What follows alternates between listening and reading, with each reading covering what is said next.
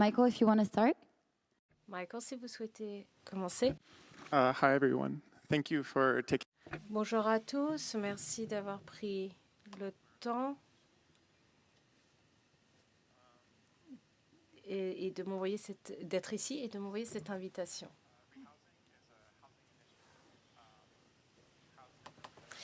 Je vais donc vous parler d'une initiative que nous avons lancée à Toronto. Je suis architecte, je suis universitaire également et j'aime bien faire des spéculations sur des choses qui vont se produire ou non. Et pour ce projet-là, nous travaillons avec des partenaires qui sont des praticiens en ville, qui connaissent tous les codes que nous, universitaires, parfois nous ne savons pas. Désolée, je me rends compte que je parle très vite, je vais ralentir, dit l'orateur.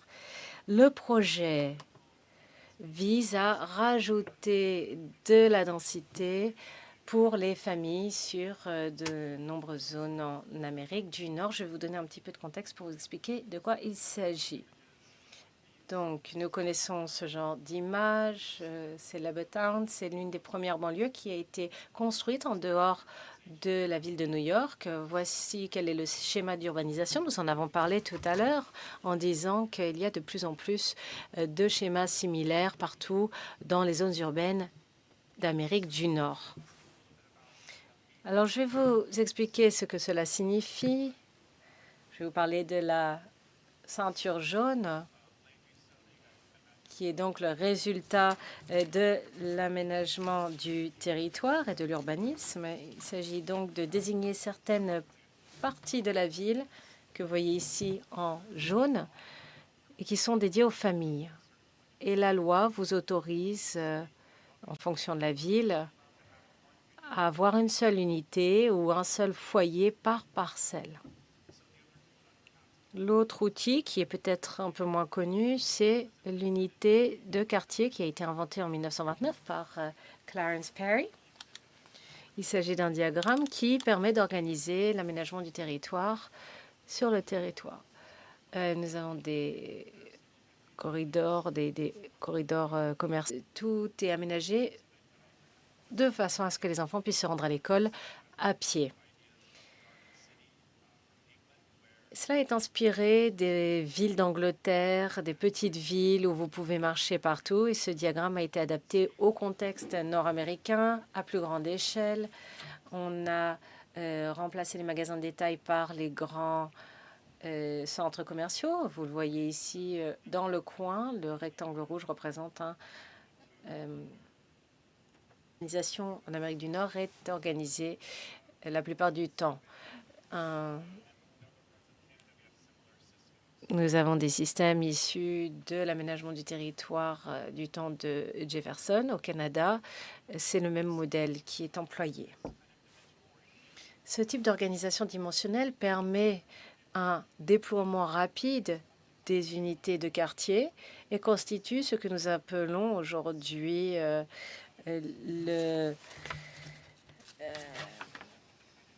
l'étalement urbain, l'étalement des villes. En général, en Amérique du Nord, on se dit qu'il faut se débarrasser de ce modèle pour pouvoir avoir un système qui permette aux habitants de marcher partout. Ah, pardon, je suis allée un petit peu plus vite. Je suis allée un petit peu plus vite que prévu. J'avais un script, mais je ne l'ai pas amené. Et donc voilà, les unités de quartier dont je parlais tout à l'heure à Toronto. Et pour vous donner un petit peu de contexte sur ce à quoi je fais référence, Toronto se trouve donc près du lac Ontario, la frontière entre les États-Unis et le Canada. Là, vous avez donc Toronto en soi, mais ça fait partie d'une zone plus importante que l'on appelle le Greater Toronto, le Grand Toronto. C'est un terme un peu nébuleux qui fait référence à l'agglomération urbaine. Donc, dans ce Grand Toronto, 70% de la surface est dédiée aux habitations pour les familles sur 95 000 hectares de terrain. La population est en augmentation et nous avons de moins en moins de terrain pour une demande accrue en logement, ce qui a une influence sur la spéculation et sur l'augmentation des coûts. Je suis architecte, donc j'ai essayé de faire quelque chose de joli. Vous pouvez voir tous les détails ici de cette zone. Bon, je me rends compte que c'était un petit peu ridicule maintenant que je le vois. Mais en tout cas, ça fait partie d'une exposition que nous avons organisée à l'Université de Toronto. Nous avons montré ce dessin pour essayer de penser différemment à nos villes, pour comprendre comment elles sont conçues et vraiment mettre l'accent sur le fait qu'une ville, ce n'est pas seulement le centre-ville. Voilà la perspective que nous avons souvent sur les villes. Vous avez le centre ici, le centre-ville, avec tous ces tours ridicules qu'on retrouve beaucoup en Amérique du Nord également. Donc voilà, vous pouvez très facilement visualiser où est le centre-ville, mais il faut vraiment avoir une vision un peu plus large que cela. Maintenant, j'aimerais vous parler d'autre chose. Alors, il y a eu des changements en Amérique du Nord. En effet, c'est en général dans le centre-ville qu'habitaient les personnes avec les moyens les plus modestes. Mais les choses changent.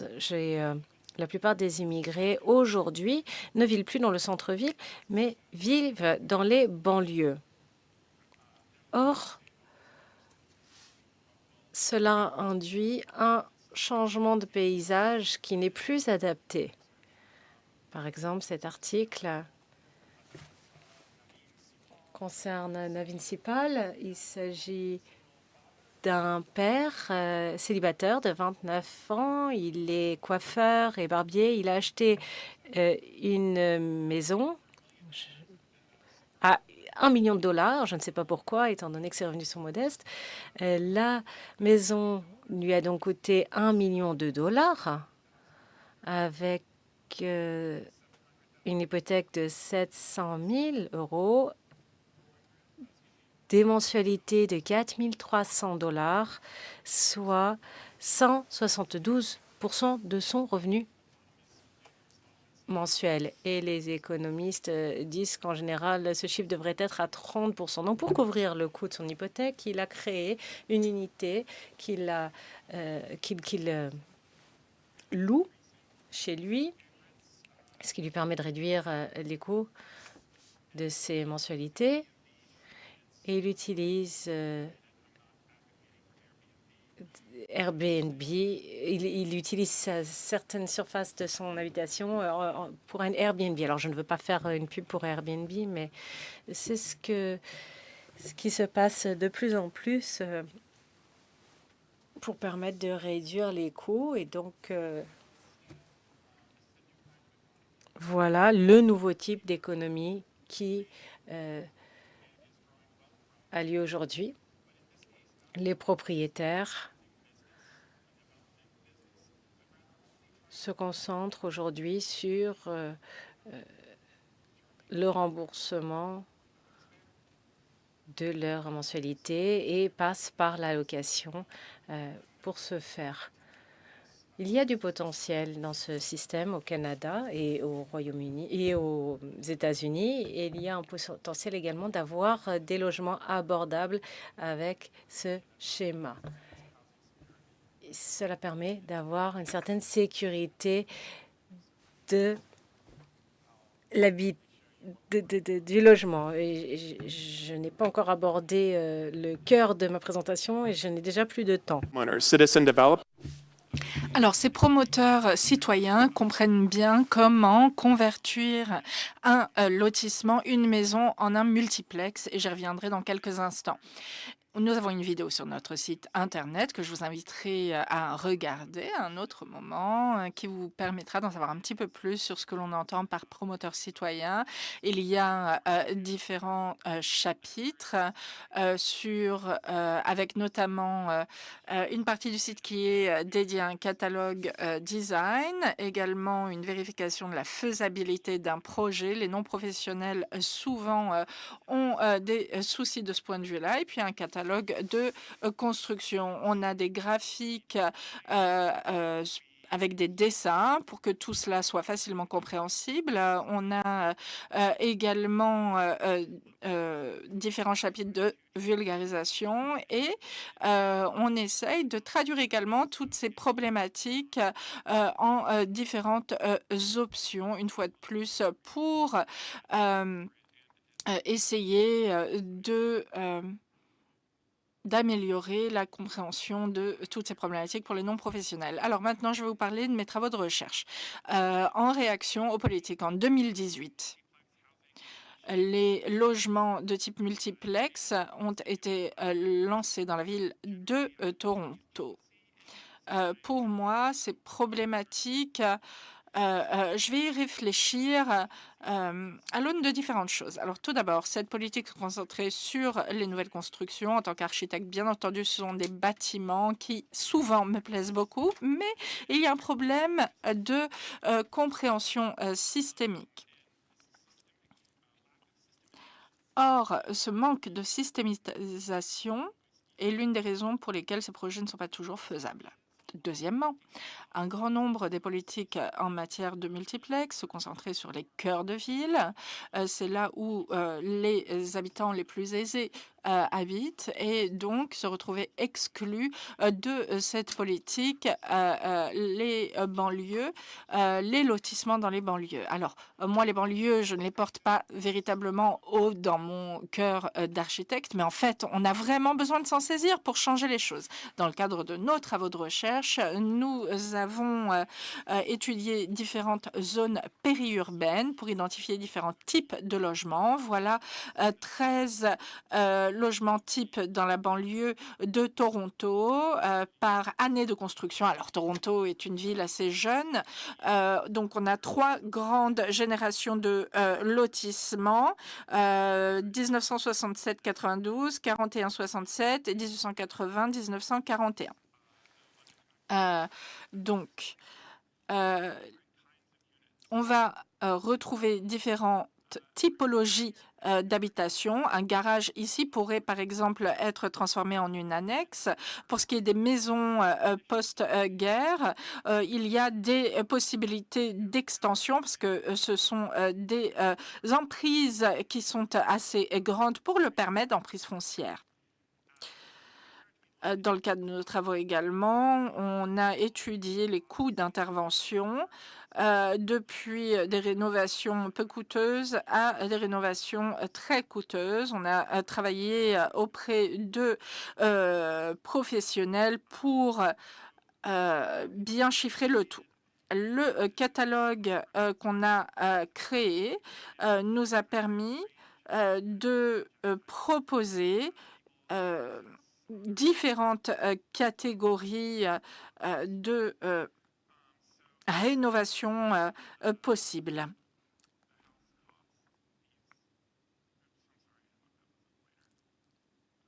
Alors, je me suis trompée avec la pointeuse. Je vais essayer de m'y retrouver. Voilà, donc à Toronto. Voici une maison qui se situe à 30 km du centre-ville. Et normalement, c'était des quartiers qui étaient censés être parfaitement abordables. On voit bien que la réalité inflationniste est tout autre.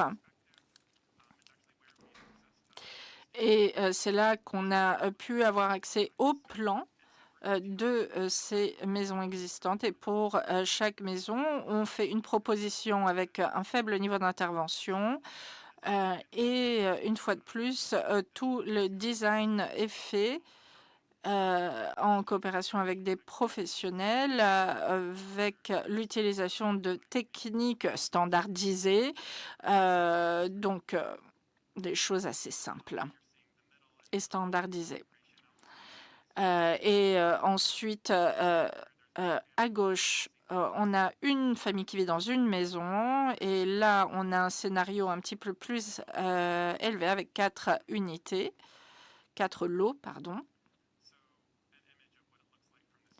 vue depuis la rue.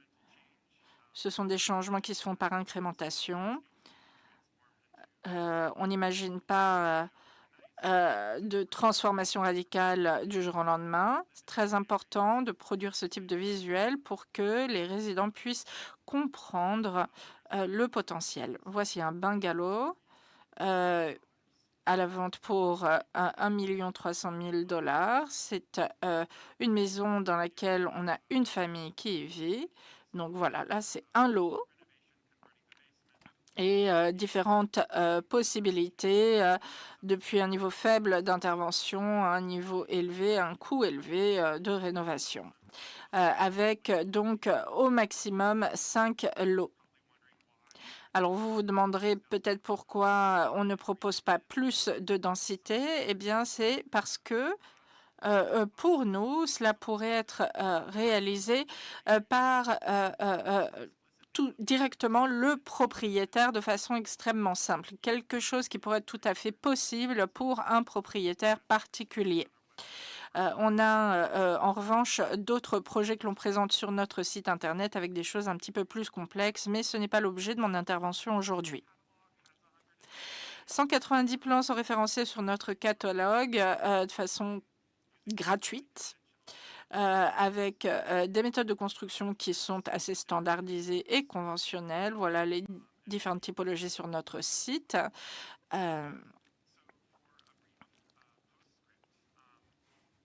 Alors, en guise de post-scriptum, je mentionnerai qu'en 2002, Toronto nous a demandé à retravailler la politique de zonage pour le développement de multiplex, c'est-à-dire de duplex avec 2 lots, triplex pour 3 lots, jusqu'à 4 lots.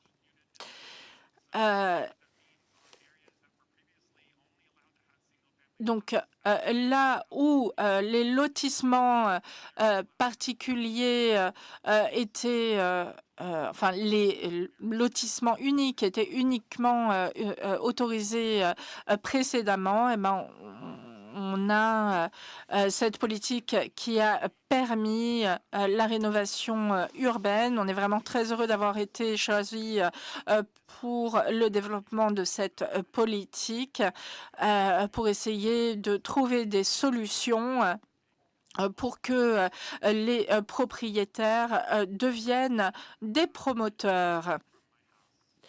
Voici une image de ma maison.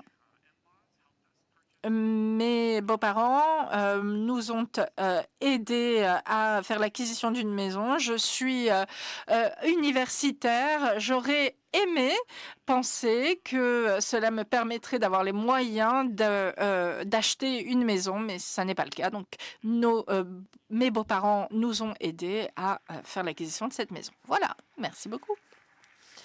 Merci à vous, Michael.